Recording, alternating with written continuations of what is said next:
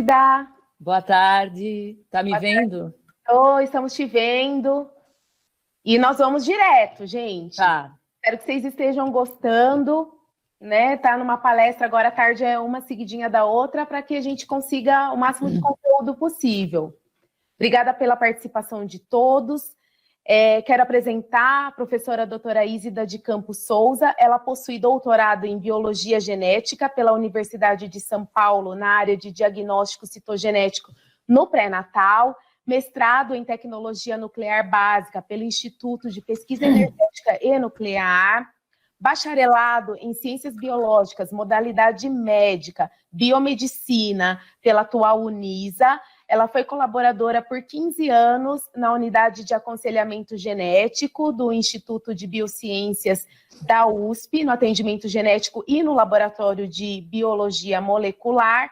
A principal área de atuação é citogenética molecular com a técnica de FISH, hibridização in situ por fluorescência, em tumores sólidos, doenças oncohematológicas, doenças genéticas, constitucionais e diagnósticos pré-natal. E ela, atualmente, ela é responsável pelo setor de citogenética molecular FISH do laboratório Genoa LPCM, com o tema Aplicações do método FISH. Eu agradeço, em nome de todos, a professora doutora Ísida de Souza.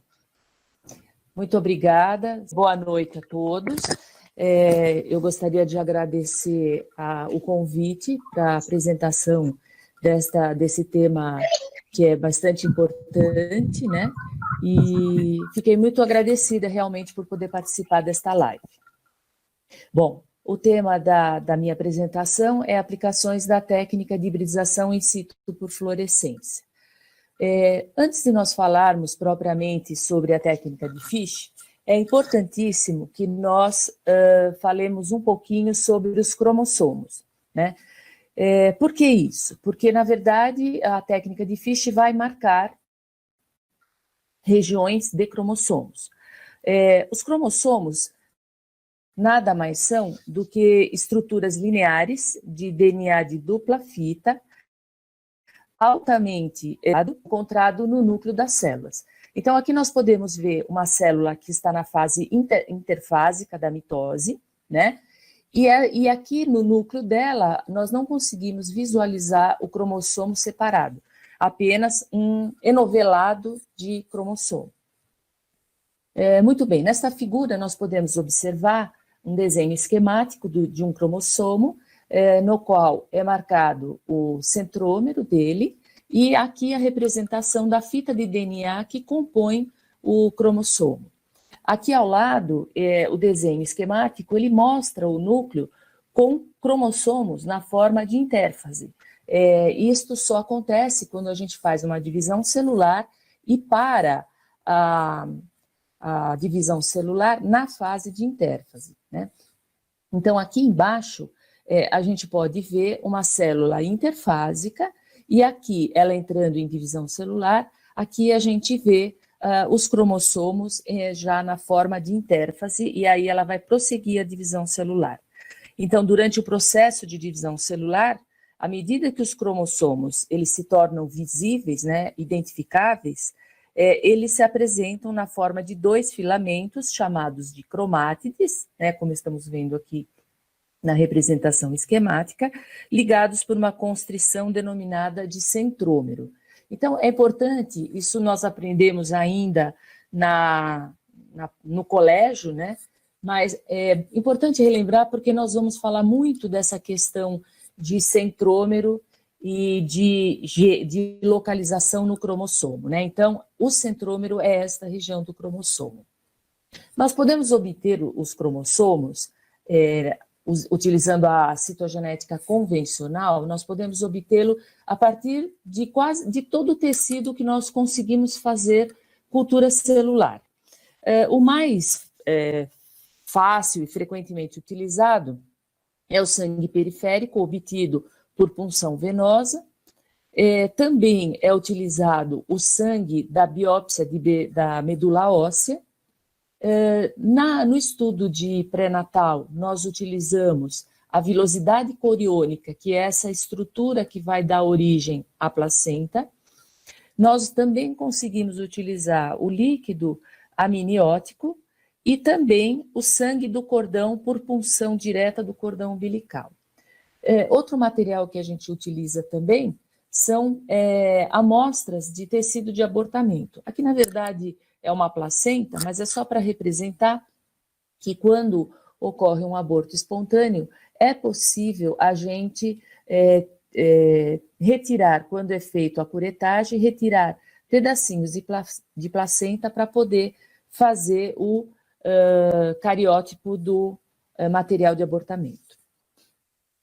Muito bem, então voltando àquela imagem inicial, aquela foto inicial, para que o cromossomo, para que uma célula entre em metáfase, em divisão celular, é importante que ela seja cultivada, né? Então, para todas as técnicas, de um modo geral, para todas as amostras, mas cada um com a sua especificidade, nós fazemos uma cultura da amostra, onde nós colocamos em meio de cultura a amostra que vai ser cultivada, adicionamos suplementos que vão dar as condições necessárias para que essa célula entre em divisão celular, muito utilizado o soro fetal bovino, e depois, no final do período de cultura, nós adicionamos uma substância muito importante, que é um inibidor mitótico, que normalmente nós utilizamos a colchicina. Então, a colchicina, ou esse inibidor mitótico, seja ele um outro qualquer, nós vamos impedir a formação do fuso mitótico e essa célula vai parar na fase de metáfase, né? É claro que vamos respeitar cada amostra num período certo, né? A partir daí, nós vamos fazer uma técnica também, que ela é meia convencional para quase todos os tecidos, né? No qual nós vamos hipotonizar essas células, nós vamos fixar essas células, vamos obter uma suspensão celular, vamos pingá-la em lâmina e depois vamos preparar essa lâmina, corar, levar ao microscópio e até a um sistema de captura computadorizada. Muito bem, aqui nós estamos falando ainda de citogenética convencional. Então, aqui nós temos a imagem de uma metáfase, então quando nós olhamos no microscópio, isso aqui é um aumento de 1000 vezes, mas se nós colocarmos em 100 vezes, em 200 vezes, nós vamos ver uma lâmina com vários grupos de metáfase desse, né? Então, aqui em 1000 vezes nós conseguimos, essa aqui é uma coloração convencional, somente com guimsa, e aqui a gente consegue, nós quase não utilizamos atualmente esta coloração, porque com ela nós só conseguimos contar o número de cromossomos e ver se existe alguma alteração assim visível na forma do cromossomo. Muito bem. Depois de obtida a metáfase em lâmina, nós vamos fazer, na citogenética clínica, nós vamos fazer uma coloração específica para isso, onde nós vamos fazer um bandeamento dos cromossomos, ou seja, utilizando um sistema de nomenclatura internacional, que é o ISCN, nós temos aqui um ideograma, que é um desenho esquemático das bandas cromossômicas. Essa coloração com digestão enzimática permite identificar cada cromossomo, cada região de cromossomo. Então, esta célula, ela é capturada num sistema de computador que organiza os cromossomos por grupos, né? Por número e grupos. E o citogeneticista vai organizar esta cariotipagem, vamos dizer assim, né? Porque ainda os sistemas computadorizados não são capazes de fazer uma organização e uma análise final. Então, o sistema de computador faz esta organização grosseira, né? Boa, mas grosseira, e o citogeneticista vai organizar de fato e vai verificar se as bandas de cada cromossomo correspondem uma com a do outro. E aqui é possível observar, bastante experiência, é possível observar, primeiro, se não existe alteração numérica, e depois, se não existe alteração estrutural, troca de pedaços, falta de pedaços, uma sequência de alterações cromossômicas que são pesquisadas, né?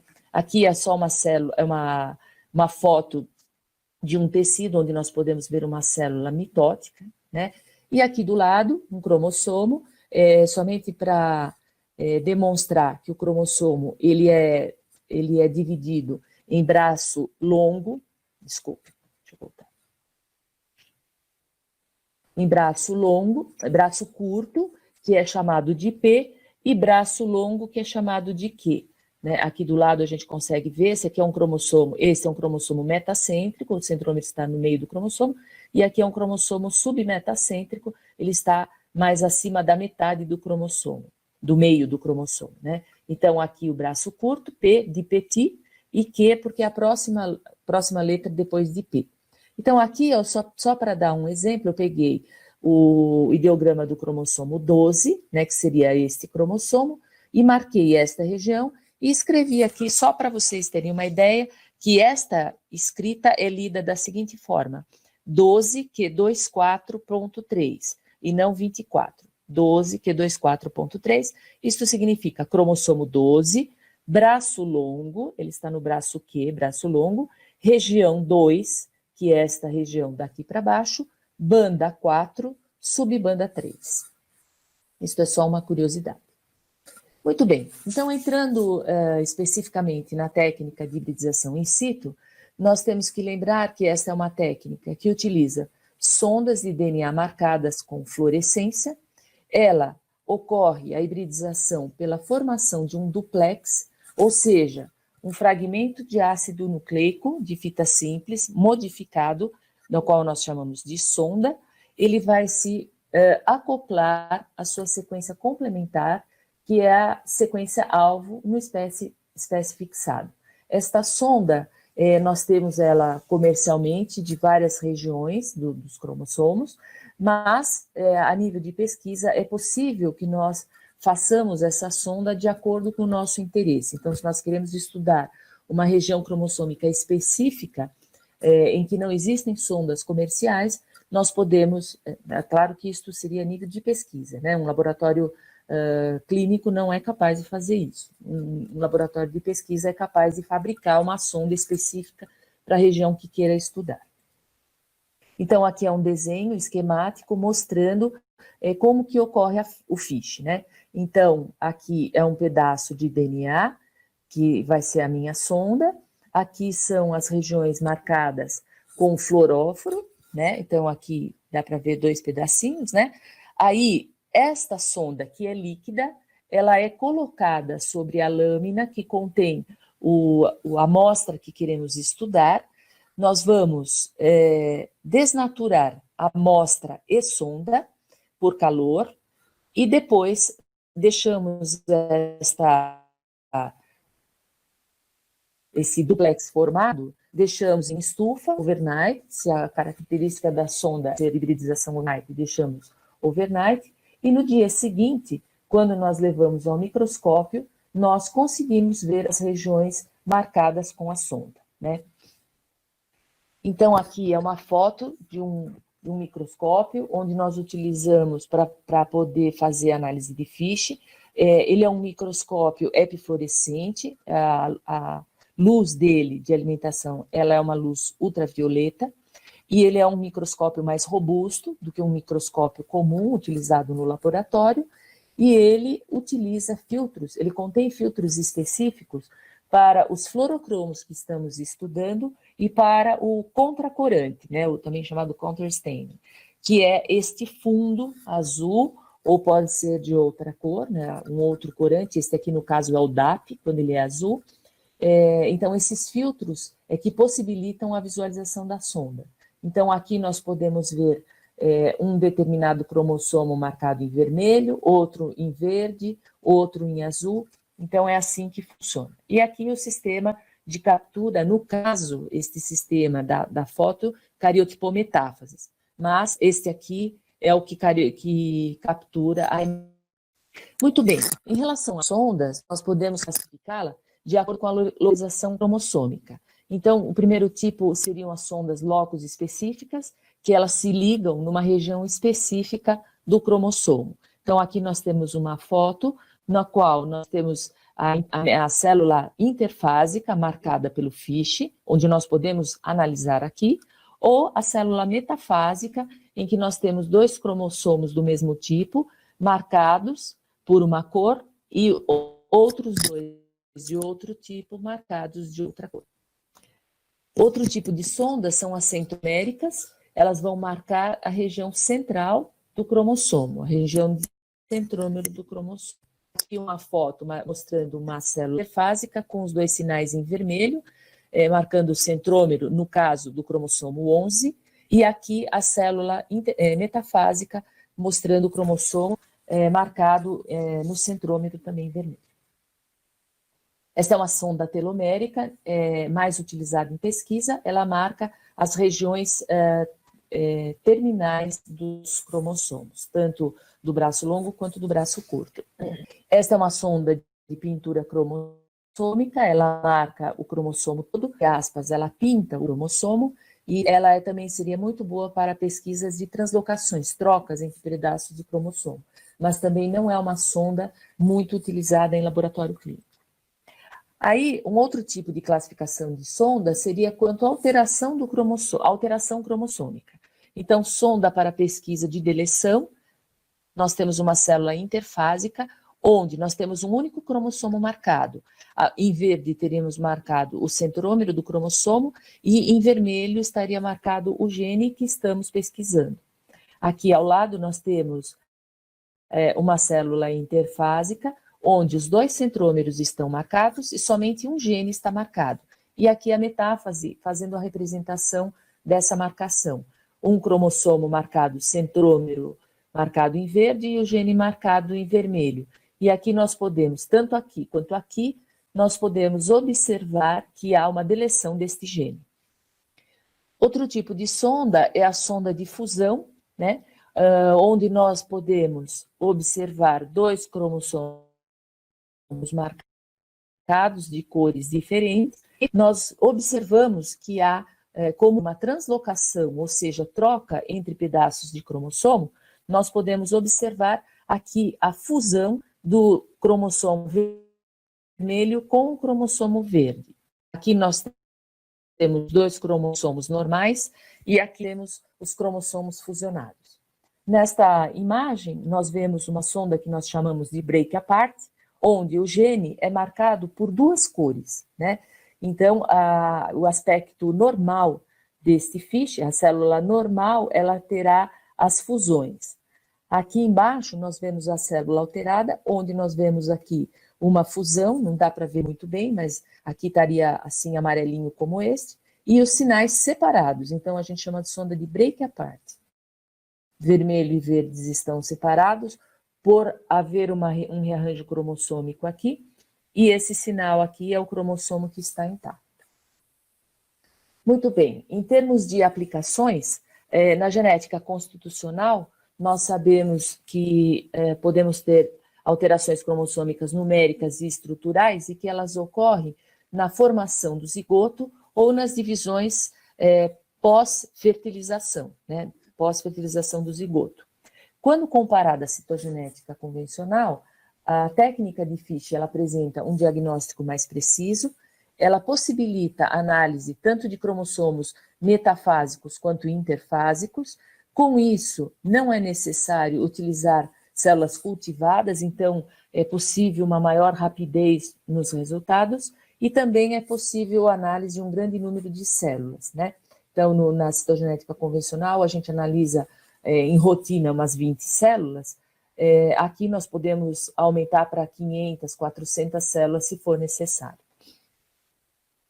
Na oncohematologia, a aplicação da FISH é bastante interessante, porque ele é utilizado no diagnóstico de uma determinada patologia, na classificação, no prognóstico, na orientação terapêutica, na monitoração terapêutica e na monitoração do transplante de medula óssea. Então, aqui eu coloquei, para exemplificar, a leucemia mieloide crônica, a LMC, que é uma das doenças oncohematológicas mais comuns, onde há uma translocação entre o cromossomo 9 e o cromossomo 22, né? Aqui é um desenho esquemático dessa translocação, e aqui nós podemos ver um cromossomo 9 intacto, normal, e um cromossomo 22 normal.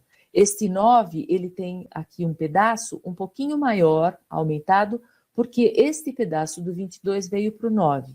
E um pedaço do 9 que veio para o 22 não é possível de ver. Mas nós podemos, no FISH, observar exatamente esses dois cromossomos, que seriam os cromossomos fusionados. Então, esta é uma célula positiva para a leucemia mieloide crônica. No pré-natal, ele é bastante utilizado quando existe necessidade de rapidez no resultado ou se houve falha na cultura, né, na citogenética convencional. E nós podemos, as alterações mais comumente observadas no diagnóstico pré-natal seriam as anomalias dos cromossomos X, Y, 13, 18 e 21. Então, alterações numéricas, não estruturais, né? Essas alterações nesses cromossomos representam 90% das anomalias cromossômicas no nosso pré-natal. É possível realizar o diagnóstico em poucas horas, diferente da cultura, que demora, se for uma cultura de líquido amniótico, vai demorar pelo menos mais de uma semana, e a liberação do resultado pode ser feita entre 24 e 48 horas. Então, aqui é um exemplo de células de amniócitos, onde nós podemos ver um cromossomo X, um cromossomo Y e 2 cromossomos 18. E na outra reação, 2 cromossomos 13 e 3 cromossomos 21. Então, este caso é um menino, XY, com trissomia do cromossomo 21. Ele seria um feto masculino portador de trissomia 21, relacionado à síndrome de Down. Na oncologia, ela tem a técnica de FISH tem uma atuação bastante importante, porque ela ocorre, né, a alteração cromossômica ocorre num determinado órgão e os outros tecidos permanecem normais. Eu estou falando de um tumor primário, né? É possível por FISH fazer estudos prospectivos e retrospectivos, já que eu trabalho com tecido parafinado, e eu posso fazer todo o meu estudo no tecido mantendo a sua arquitetura original. Nos tumores sólidos, primários e metastáticos, a técnica de FISH possibilita o prognóstico e a decisão pela terapia-alvo.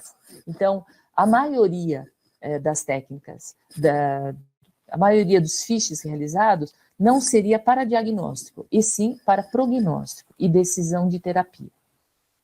Muito bem, aqui eu fiz um resumo dos resumos de como é feito FISH, né? Muito resumido mesmo. Então, aqui nós temos a amostra que deve ser fixada entre 6 e 72 horas, em formalina tamponada. Depois é feito o corte, né? Levocarafina, é feito o corte. Depois é feito a desparafinização e a desidratação do tecido. Então, aqui é uma técnica comum à anatomia patológica. A partir daqui, começaria o pré-tratamento, onde nós submetemos essa lâmina com o material a ser estudado, uma substância que pode ser o tiocianato de sódio ou citrato de sódio também. Submetemos também a protease, né? E esse pré-tratamento são procedimentos químicos e enzimáticos que são empregados para remover as membranas e as proteínas citoplasmáticas que vão facilitar a penetração da sonda na amostra. Então, depois de fazer esse pré-tratamento, a sonda ela é líquida, né? Ela é pingada na amostra sobre o tecido é marcado aqui. Aí nós propomos uma desnaturação da amostra com a sonda, né? Ocorre a desnaturação de ambas junto, a abertura das fitas de DNA, e elas são levadas para a estufa, onde vai ocorrer a hibridação. No dia seguinte é feita uma lavagem, onde retirados os excessos de sonda, né? A amostra vai ser contracorada com DAP e a amostra vai ser levada ao microscópio para análise, ao microscópio e a captura de imagem. Bom, como nós estamos dentro de uma histolive relacionado mais à anatomia patológica, então eu escolhi o Fischer para fazer uma consideração rápida, mas ao mesmo minuciosa, apesar de ser rápida, porque ela é bem complexa, mas assim, detendo mais ao Fischer, porque é o carro-chefe da maioria dos laboratórios que trabalham com FISH, de tecido parafinado. Bom, o gene HER, ele é um gene que está localizado no cromossomo 17, no braço curto, banda 1,2, né? É um gene receptor do fator de crescimento epidérmico humano, ele é chamado também de ERBB2. Ele codifica uma proteína receptora de membrana, que essa proteína é expressa relativamente em baixos níveis nas células epiteliais, incluindo o epitélio mamário. Em aproximadamente 10 a 20% dos cânceres de mama, o gene HER não funciona corretamente. Ele produz muitas cópias e ele provoca um crescimento descontrolado do tumor. Essa produção de muitas cópias é o nome de unificacêmica. A determinação, esse é um ponto muito importante em relação do Fischer, a determinação com acurácia da amplificação gênica do HER é imperativa na seleção dos pacientes para terapia-alvo. Isso porque, como já foi dito pela Maria Luísa, lá na aula de imunohistoquímica, os casos em que apresentam a imunohistoquímica 3 e a amplificação gênica pelo Fischer, eles são eletivos para serem tratados por uma terapia específica. Bem, como que nós vamos determinar se esse FISH é positivo ou não? Muito bem. Antes de entrar aqui na parte de análise, eu gostaria de falar para vocês o seguinte. Bom, nós temos, em primeiro lugar, aqui um desenho esquemático do cromossomo 17 e a região em que ele se localiza. Então, aqui nós temos, em vermelho, o cromossomo 17. CEP significa Chromosome Enumerator Trope. E o gene HER, no caso, é marcado o gene em verde e o centrômero em vermelho. Então, daqui para frente eu vou falar muito em centrômero e gene e célula, tá? Então, é bom ter ideia. Toda vez que eu falo em centrômero, lembrar que eu estou falando do cromossomo, tá? Então, existem 3 cálculos que nós fazemos para determinar se esse FISH é positivo ou negativo. O primeiro cálculo é uma razão entre o número de cópias do gene HER dividido pelo número de centrômeros marcado. Então, esse é o primeiro. Então, numa célula normal, eu vou ter 2 cópias de gene HER e 2 cópias de centrômero. Se eu divido isso, vai dar 1. Então, ele estaria normal. Outra conta que é feita, outro cálculo, é o número de cópias de gene HER por célula. Tá? Então, quantas cópias de gene HER por célula? E o terceiro seria o número de cópias de centrômero por célula. Tá? Mas as mais importantes seriam A e B. Muito bem, eu utilizo uma folha de análise, onde eu marco aqui, o número 1 é uma célula que eu vou olhar. Então, por exemplo, eu pego esta célula e conto quantos sinais eu tenho em vermelho e quantos sinais eu tenho em verde, né? Lembrando que vermelho é o centrômero e verde é o gene. Eu somo e eu vou ver, o meu total seria em 60 células. Então, eu vou ver a somatória de gene HER dividido por 60 vai dar o meu R. E a somatória do número de cópias de gene HER por célula vai dar esse meu segundo número aqui, que depois nós vamos discutir mais para frente. Bom, quando o FISH começou, havia muita dificuldade, muita discrepância nos resultados. Então, em 2007, a ASCO, que é a Sociedade Americana de Oncologia Clínica, e o College of American Pathology, se reuniram e propuseram um algoritmo para poder sistematizar os resultados de FISH, né? Muito bem. Então, eles partiam de uma amostra de câncer de mama de componente invasivo e era realizado a imunistoquímica. Se a imuno revelasse um score de 0 ou 1, ele era considerado negativo. Se a imuno revelasse 3+, ele era considerado positivo. Entretanto, se ela revelasse 2, a amostra seria duvidosa. Bom, nestes casos, era indicado que as amostras fossem testadas por FISH.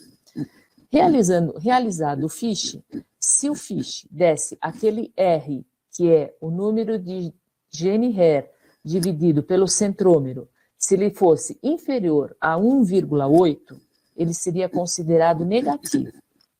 Por outro lado, se ele desse acima de 2,2, ele seria considerado positivo para amplificação gene. Entretanto, se ele desse 1,8, 2,2, o que ia acontecer é que eles continuavam na dúvida, o resultado era considerado equívoco. E aí era muito difícil para o médico decidir se o paciente era ou não eletivo para o tratamento, para a terapia.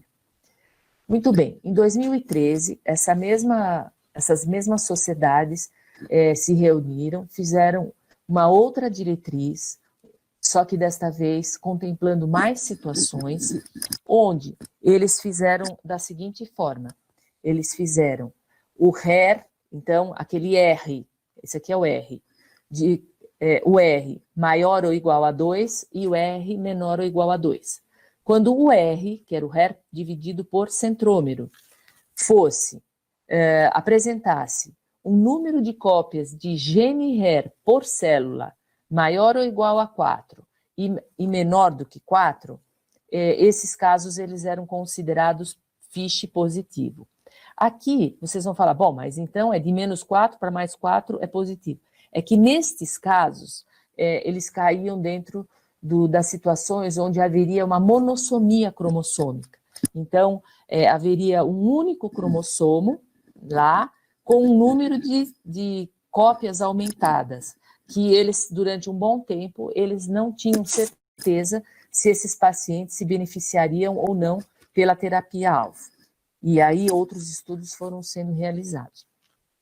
Por outro lado, se a razão de gene HER dividido por centrômero fosse inferior a 2 e o número de cópias do gene HER fosse acima de 6 por célula, esse FISH seria considerado positivo. Se ele fosse inferior que 4, o FISH seria considerado negativo. Entretanto, se ele estivesse entre 4 e 6, novamente ele cairia no equívoco. E aí várias situações foram estudadas e discutidas para verificar se a paciente seria beneficiada ou não. Eles propunham refazer o teste, propunham utilizar uma outra sonda, fazer a imunistoquímica, enfim, várias outras situações. Muito bem. Como ainda haviam essas situações, em 2018 houve uma nova reunião, que é a última que nós estamos utilizando atualmente, onde mais casos, mais situações seriam contempladas. Então, o algoritmo fica parecido, R maior ou igual a 2 e R menor ou igual a 2. Só que aqueles casos que estavam, assim, duvidosos, eles consideravam FISH positivo, mas estavam duvidosos por causa da monossomia, como eu falei. Então, o que aconteceu? Eles fizeram assim, quando o R é maior do que 2, mas o número de genes por célula é maior ou igual a 4, imediatamente esse FISH é positivo. Ah, não, desculpe, nós vamos discutir caso por caso. Então, aqui.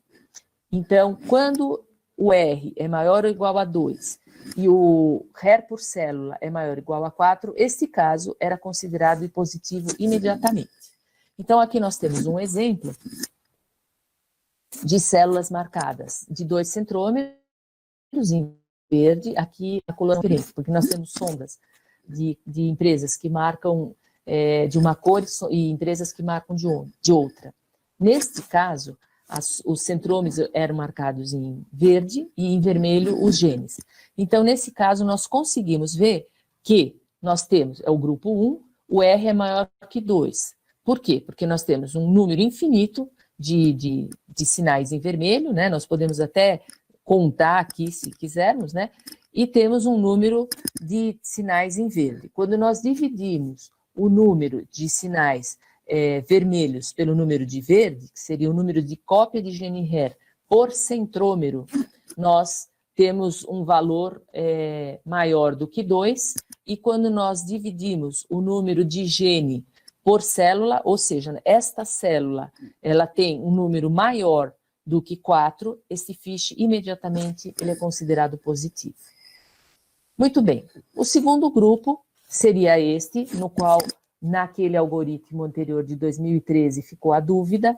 Então, o que eles consideram aqui? Eles consideram que se o número de gene HER por célula, sempre o R maior que 2, o número de HER por célula é menor do que 4, nós temos que levar em consideração o resultado da imunohistoquímica. Se a imunohistoquímica, neste caso, for 3, o FISH imediatamente é positivo. Por outro lado, se o FISH for 0 e 1 ou 2, ele é considerado negativo, entretanto, é recomendado que haja um aumento na contagem do número de células e deve ser adicionado ao comentário no laudo de que, quando existe esta situação,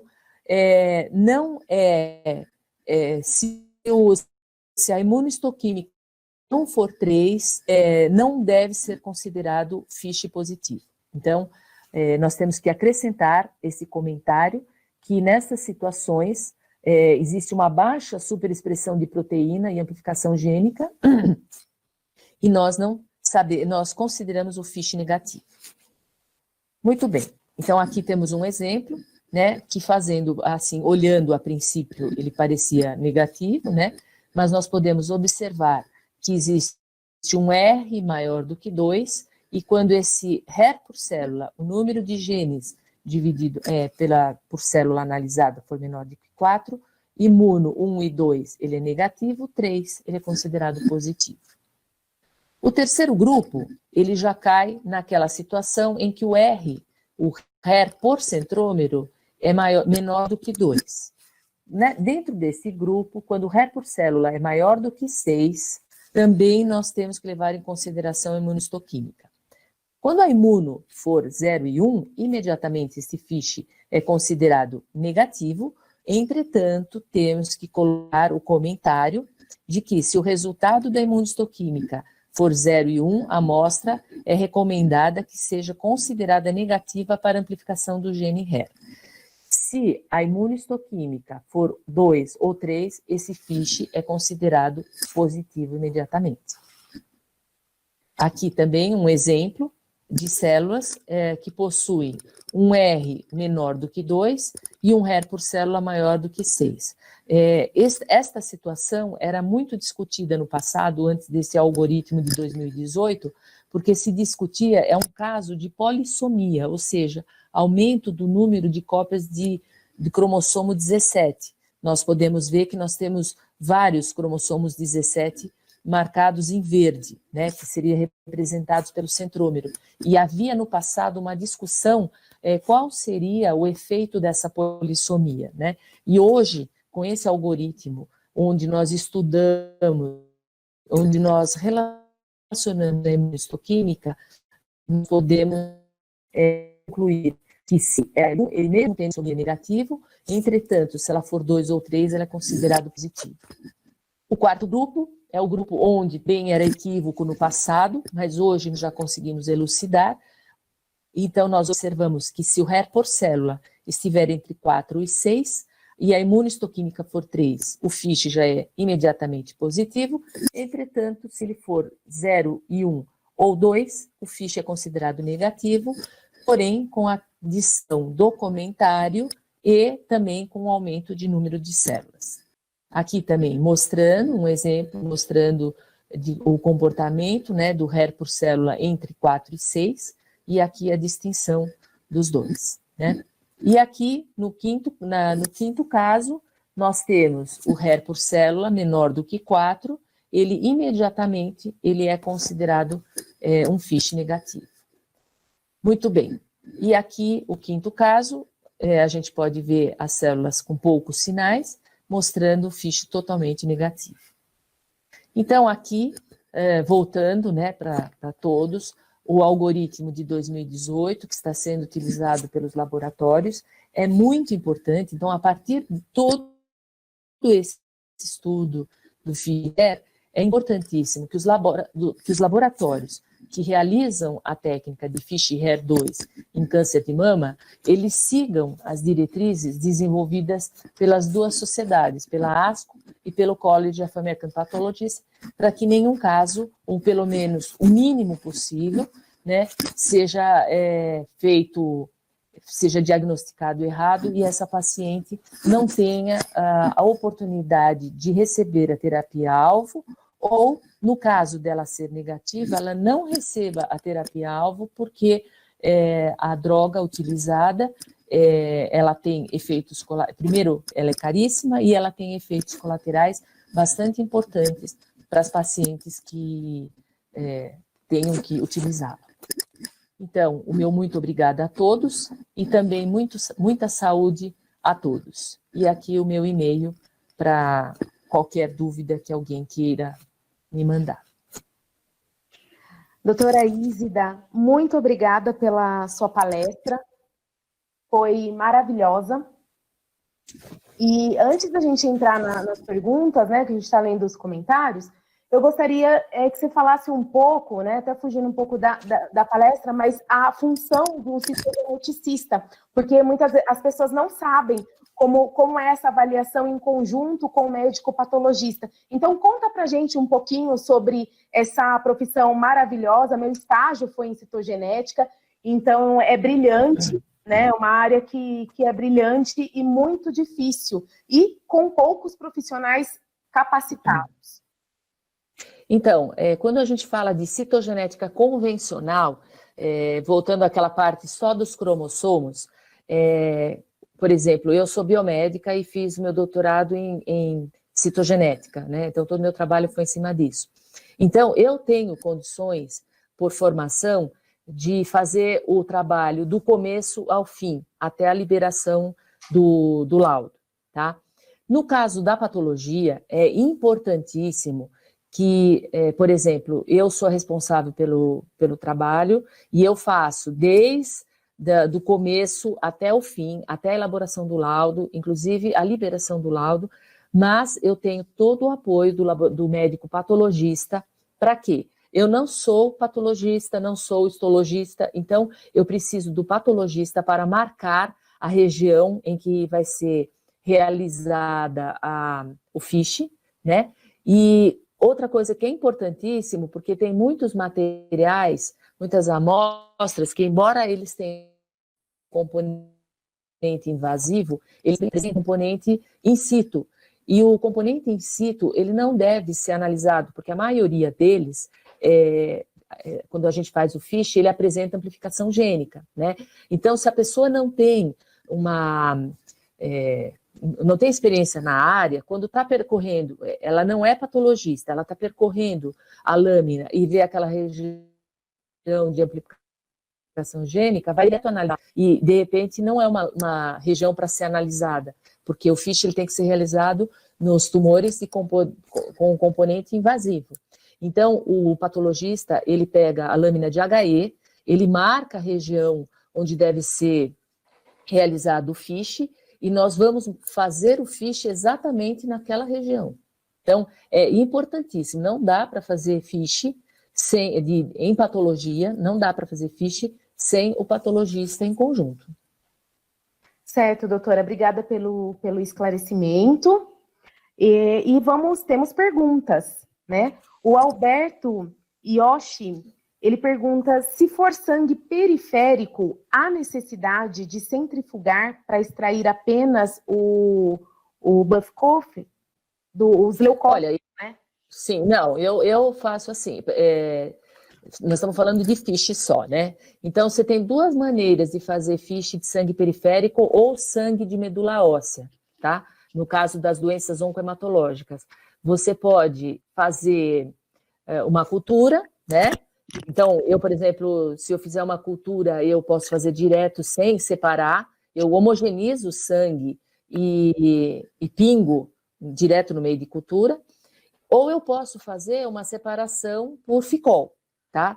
Então, assim, tem essas duas formas, porque de qualquer forma nós vamos precisar separar esses leucócitos para poder fazer o FISH, né? E os leucócitos, os mononucleares, principalmente os linfócitos, né? Então, se for fazer uma cultura antes, você pode fazer direto e aí a própria cultura vai selecionar. Se for fazer sem fazer cultura, aí faz por gradiente de ficol e aí faz a separação da camada leucocitária. Ótimo. Bom, a Cristiane Dobo diz assim: oi, doutora. Por favor, gostaria que a senhora comentasse sobre FISH em medula óssea. Muito obrigada. Bom, precisa ver qual medula óssea que ela diz respeito, se é a medula osso mesmo, ou se é aquele sangue da medula óssea, né? Se for o sangue da medula óssea, que é muito utilizado, apareceu aqui medula osso. Medula osso. Medula osso é um osso de roer, tá? Até o nosso companheiro anterior falou sobre a descalcificação, e o que acontece? A gente recebe o material já pronto, né? Eu recebo os blocos já parafinados, né? Então, eu, na verdade, eu não mudo nada, porque eu não tenho o que mudar, né? Eu faço, assim, o FISH, eu não costumo ter, por exemplo, sarcomas ósseos, eu não costumo fazer. Então, eu não tenho experiência de fazer esse tipo de material. Mas a medula óssea, normalmente, eu processo igual e rezo. Porque realmente é bem difícil. Às vezes fica bem difícil mesmo. O patologista tenta separar uma região que tenha mais células do que osso, né? Assim, separar, que eu digo, marcar, né? Uhum. Mas eu não faço uma técnica específica para isso. Eu recebo, normalmente, eu recebo mais linfonodo, né?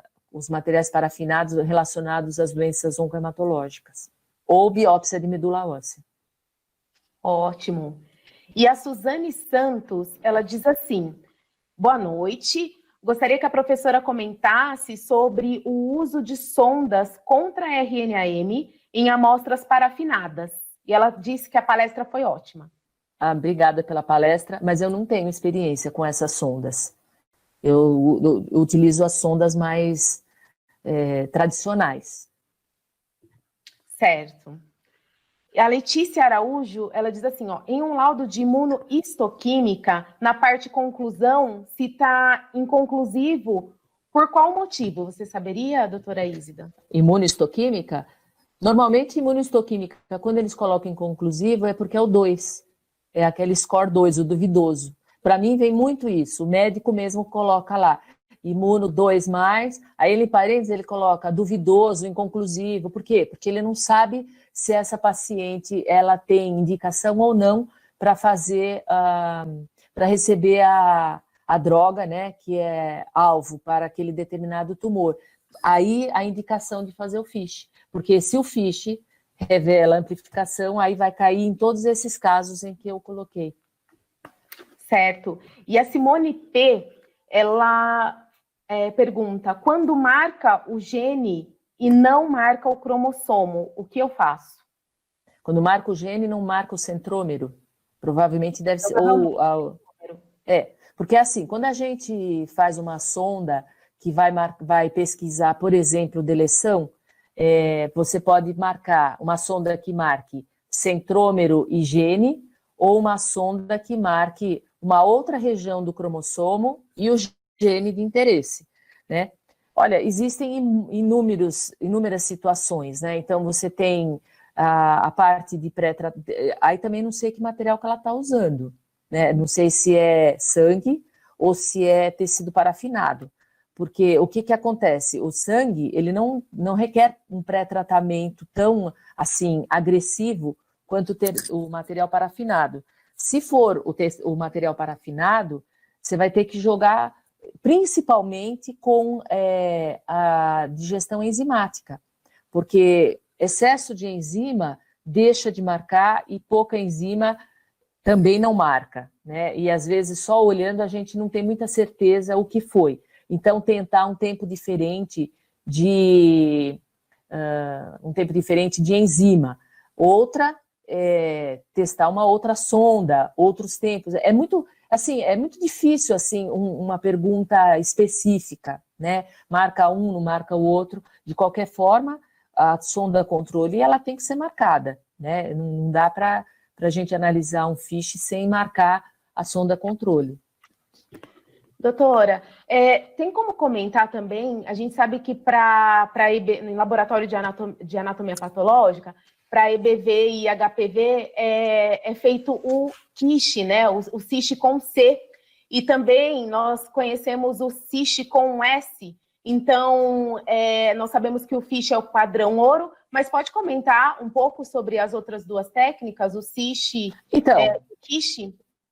O do HPV é uma técnica completamente diferente, né? Porque nós não vamos pegar, nós vamos entrar na situação do vírus, né? É bem diferente. No caso aquele que é igual, é o KISH, né? Que é igual ao FISH, né? Isso. Então, eu, por exemplo, não trabalho com esse, nunca trabalhei, só vi artigos e fotos, né?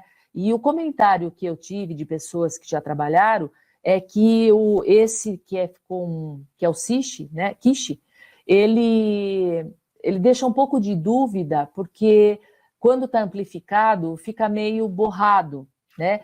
Ele é bem considerado em análise, ele é bem aceito, mas o FISH, ele dá uma pureza de sinal muito maior, acredito eu. Eu não vi na lâmina. Eu só vi em livros e artigos que eu li, mas eu não tenho experiência prática com esse daí, porque eu sempre fiz FISH, né? No laboratório, a patologista responsável e tudo mais, ela sempre preferiu o FISH, então o laboratório caminhou dentro dessa linha, né? Certo. Obrigada, professora. E Imagina. Tem uma pergunta aqui da Roberta Oliveira, ela diz assim, uma pergunta de citogenética clássica, se tem alguma técnica ou dica para a cultura de pele, fibroblasto. Professora, cortou um pouco na resposta, mas eu já vou responder para a pessoa que fez a pergunta, mandar um e-mail para o Histolives e a gente repassa, ou mandar para o teu e-mail, que daí você pode passar o protocolo, né, porque assim, eu fiz bastante, mas não me lembro, assim, de detalhes. Lá eu tenho detalhes, então posso passar para ela sem problema nenhum. Ótimo. Doutora Ísida, muito obrigada pela sua palestra, foi riquíssima, nós gostamos demais, obrigada pelos esclarecimentos.